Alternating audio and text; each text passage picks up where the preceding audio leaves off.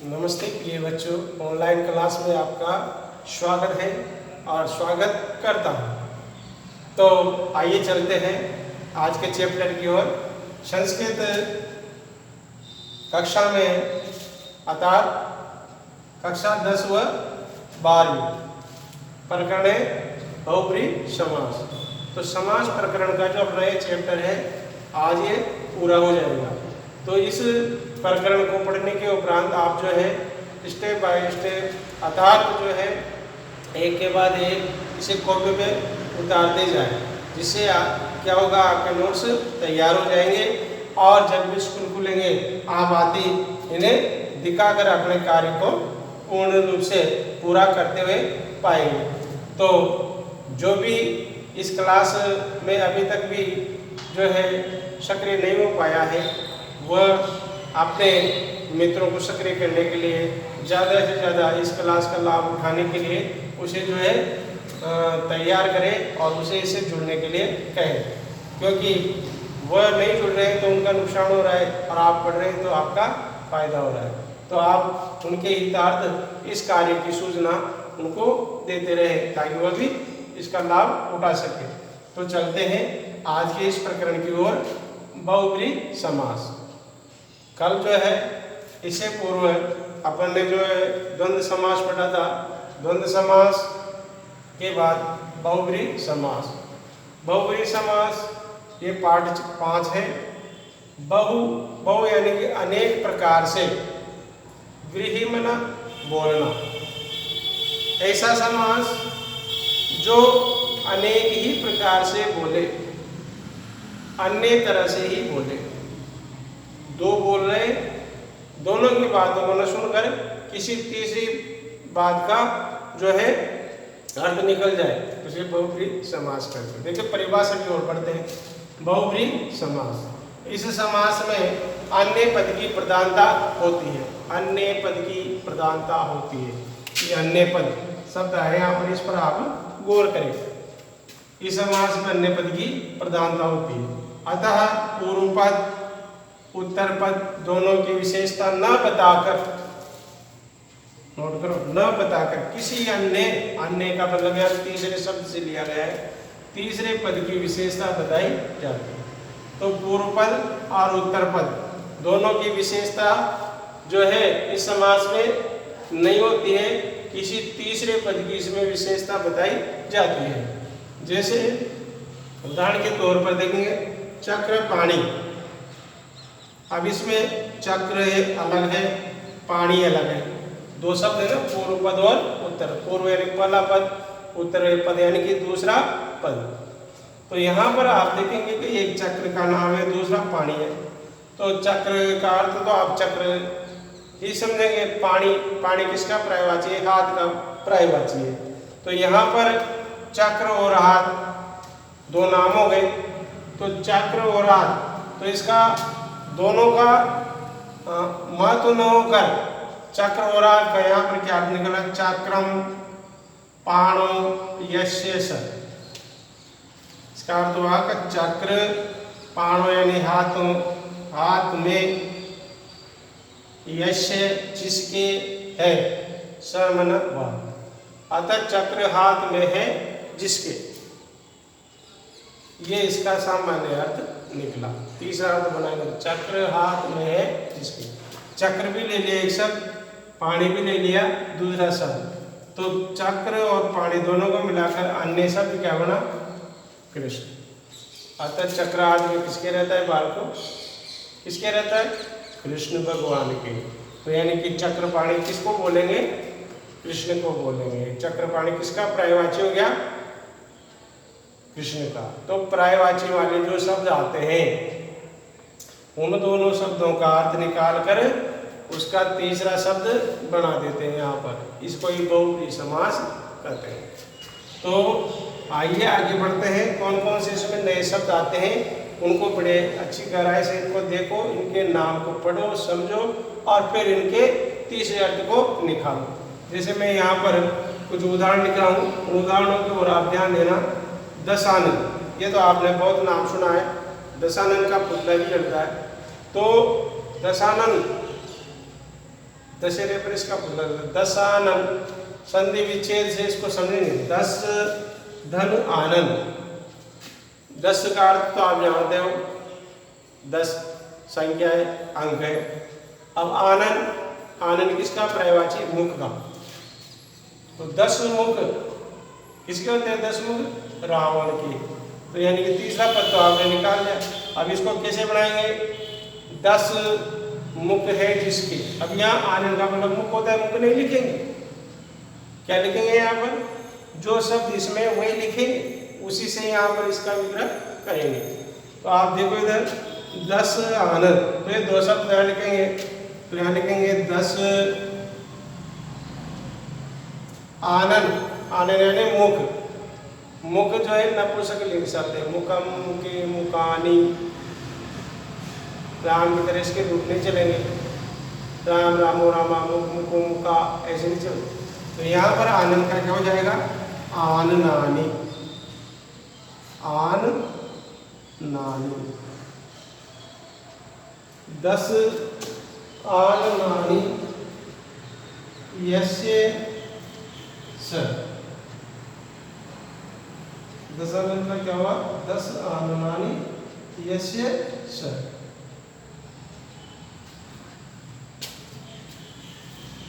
यस्य स। तीसरा क्या लिखना? रावण अर्थात लंकेश।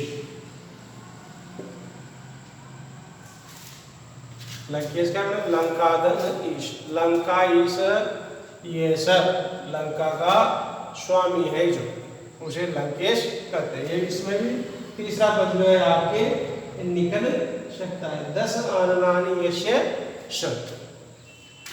आननानी यहाँ पर जो है आनना नहीं शब्द करना है आपको, आननानी लिखना है, ठीक है ना? जो ये ज़्यादातर परीक्षा में पूछा जाता है। तो 10 आनन यस्य स, ये न लिखना है आपको। क्या करेंगे? आनन की जगह पर आन नानी, आन नानी शब्द लिखना है, यही याद रखना है आप, ठीक है? अब अन्य शब्द है चंद्रशेखर। क्या शब्द आया? चंद्रशेखर। तो चंद्र यानी चंद्रमा, शेखर मन सिर। तो चंद्रमा सिर पर है जिसके। तो यहाँ लिखेंगे चंद्र के, लिखेंगे चंद्र। शेखर शब्द है तो शेखर का ही प्रयोग करेंगे, सिर नहीं लिखेंगे। चंद्र शेखर, शेखर यानी सिर पर।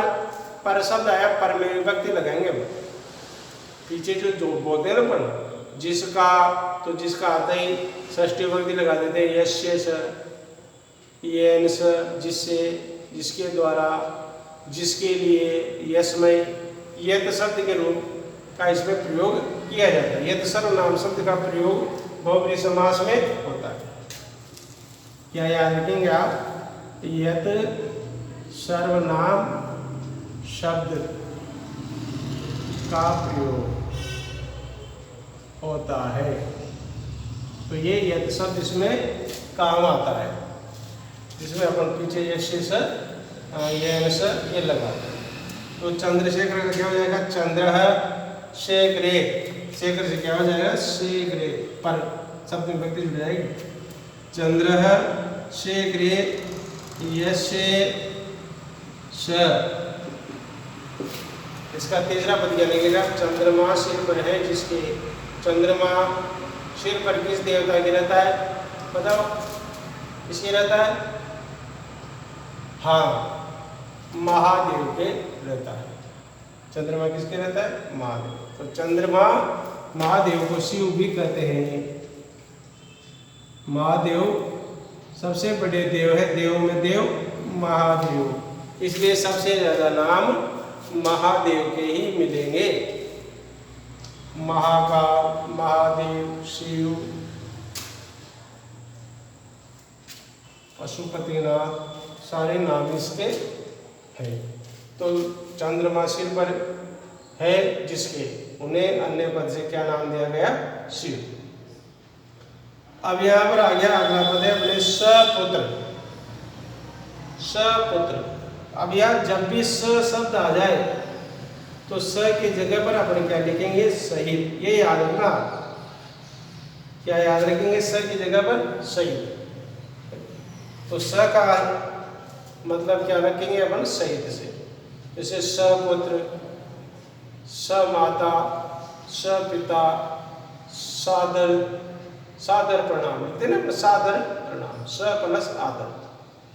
तो यहाँ पर स शब्द आते हैं अपने यहाँ तृतीया विभक्ति का शब्द लगा देंगे, सह के योग में तृतीया विभक्ति आती है। तो यहाँ पर पीछे क्या लिखा हुआ है? पुत्र, तो पुत्र में लिखेंगे पुत्रेण। पुत्र की तृतीया विभक्ति क्या हो जाएगी? पुत्रेण। वही राम की तरह रूप चलेंगे। तो शब्द रूप और धातु रूप का बहुत महत्व होता है, ये इन्हें कंठस्थ आप कर ले, तभी आप आसानी सीख सकते हैं। तो स को अपन ने यहाँ पर क्या बोला था? सहित। तो पीछे का जो शब्द है उसमें तृतीया विभक्ति लगाकर सहित जोड़ देंगे। पुत्रेण सहित ये स क्या लिखेंगे? पुत्रेण सहित, पुत्रेण सहित ये स। अब यहाँ ये से की जगह पे ये क्यों आ गया? क्योंकि ये तो शब्द के रूप में प्रथमा विभक्ति में ही आता है। ये यो ये यो या ये अभ्याम है। तो इस तरह से यहाँ पर पुत्र के साथ है जो, वह सब पुत्र कहलाए। अब कोई भी हो सकता है पुत्र के साथ, तो यहाँ पर लिखेंगे को अपी, ये सब लिख देंगे आप। कोई भी पुरुष, कोई भी पुरुष हो सकता है पुत्र के साथ, स्पष्ट रूप से अपन नहीं कर सकते। पुत्र के पुत्र किसी के भी हो सकता है, इस आधार पर यहाँ पर कोई अन्य पद का नाम यहाँ पर नहीं लिख सकता, लेकिन अर्थ अपन ने निकाल दिया। पुत्र के सहित है जो। अब जो में कोई भी हो सकता है, पुत्र के साथ आप भी जा सकते हैं, पुत्र के साथ दूसरा भी जा सकता है, पुत्र के साथ कोई भी जा सकता है। तो स्पष्ट नाम यहाँ पर अपन नहीं दे सकते। जैसा आदर, आदरेण सहितम, अब आदर के साथ किसी का भी आदर हो सकता है, तो यहाँ स्पष्ट नाम को नहीं कर सकते। अगला है चंद्रमुखी। क्या नाम है? चंद्रमुखी। तो यहाँ मुख पर किसका आरोप रखा गया? किसका रखा? चंद्र का। भाई जिसका चंद्रमा की तरह मुख होगा उसको क्या बोलेंगे? चंद्रमुखी। तो यहाँ पर तरह शब्द आते ही ईव का प्रयोग होता है। तरह शब्द आते ही किसका प्रयोग होता है? ईव का प्रयोग होता है। तो यहाँ पर आप ईव लगाएंगे। पहले तो क्या लिखेंगे? चंद्र, ये चंद्र लिख दिया। चंद्रमा की तरह, तरह को संस्कृत में क्या बोलते हैं? ईव। चंद्र एव मुखम, ये हो गया। चंद्रमा की तरह मुख है जिसका। अब यहां देखो चंद्रमुख, चंद्रमुख शब्द तो पुरुष का नाम होता है। चंद्रमुखी, चंद्रमुखी जा रही है, तो कौन हो गई? स्त्रीलिंग। तो यहाँ पर भी रूप बदल जाएगा। पुल्लिंग में और स्त्रीलिंग में अलग अलग रूप चलता है। जैसे स तद शब्द के रूप बोलते हैं, पर स तो ते, तो स्त्रीलिंग में बदल जाता है। सा ते ता, आ की मात्रा हो जाती है। तो यदि यहाँ पर यस्य आएगा तो आ की मात्रा लगते यस्या हो जाएगा। पुल्लिंग को स्त्रीलिंग बनाने के लिए कोई जगह नहीं, आ की मात्रा लगा दो, आ की मात्रा लगते ही पुल्लिंग से स्त्रीलिंग शब्द बन जाता है। क्योंकि आप देखो कि जो भी स्त्रीलिंग शब्द नाम होते हैं, स्त्रियों के नाम होते हैं, अक्सर किसकी मात्रा लगी हुई रहती है? आ की मात्रा, बड़ी मात्रा, दीर्घ मात्रा। इसलिए यहाँ पर यस्य से यस्या कर देंगे।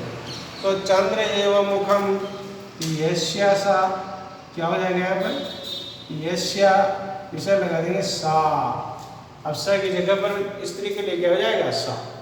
तो चंद्र एवं मुखम यस्या सा, ये क्या नाम हो गया? चंद्रमुखी। अब यह चंद्रमुखी में कोई भी स्त्री हो सकती है, किसी भी स्त्री का नाम हो सकता है चंद्रमुखी। इसलिए यहाँ पर स्पष्ट रूप से भी अपन चंद्रमुखी नहीं बता सकते भाई ये चंद्रमुखी है। इसलिए चंद्र एव मुखम यस्य, चंद्रमा के समान मुख होता है जिसका, उसको क्या बोलते हैं? चंद्रमुखी। वीर पुरुष, वीर पुरुष, तो वीरः पुरुष ये सर, वीर पुरुष है जो, क्या जाएगा यहाँ पर? वीरः पुरुषः ये सर, ये भी कोअपि, कोई भी पुरुष के लिए आ सकता है। दत्त भोजन दिया जाएगा दत्तम भोजनम यस्मे श, तो दिया है भोजन जिसके लिए, दत्त माना देना, भोजन माना भोजन, तो देना भोजन जिसको, तो दिया है भोजन जिसके लिए। अब जिसके लिए भोजन दिया जाता है, भोजन किसको दिया जाता है? मांगने वाले जो आते हैं, मांगने वाले को क्या बोलते हैं? भिक्षुक, भिखारी, तो भिखारी को संस्कृत में भिक्षुक बोलते हैं। तो यहाँ पर दत्त भोजन, दत्त भोजन का क्या बनेगा? दत्तम भोजनम यस्मै स, तो यहाँ इसका तीसरा पद क्या निकलेगा? भोजन दिया है जिसको, उसको क्या बोलेंगे? भिक्षुक। तो देखा किस प्रकार से हमने यहाँ पर बहुव्रीहि समास को अन्य पद की विशेषता के साथ यहाँ पर इस तरह से समास विग्रह करते हुए सीखा। तो मुझे आशा है कि ये समास पढ़ने में आपको रुचि उत्पन्न हुई होगी, और नहीं है तो बड़ी रुचि के साथ इनको पढ़े, सीखे, क्योंकि रुचि होती नहीं, किसी भी चीज़ को करने के लिए अभ्यास करना पड़ता है, और अभ्यास के लिए पहले रुचि बनानी पड़ती है। तो मैं ने आपको पूरे समास पढ़ाकर जो है पूरे कर दिए हैं। इनको अब आप जो है नोटबुक में लिखकर इनके नोट्स तैयार कर लें। अब मैं यहाँ पर विराम देता हूँ, अगला चैप्टर फिर लेकर आऊँगा, तब तक के लिए धन्यवाद।